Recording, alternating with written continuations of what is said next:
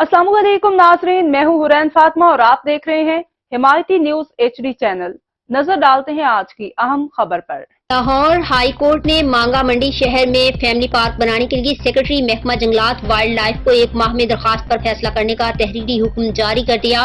Mister justice Muzammil Akhtar Shabir ने case की समाअत की दरखास्त कौमी अवार्ड याफ्ता गोल्ड मेडलिस्ट सहाफी सदर नेशनल प्रेस क्लब मांगा मंडी शेख मोहम्मद लतीफ शाहिद ने एडवोकेट अहमद अब्दुल्ला डोगर के तवस्सुत से दायर की थी।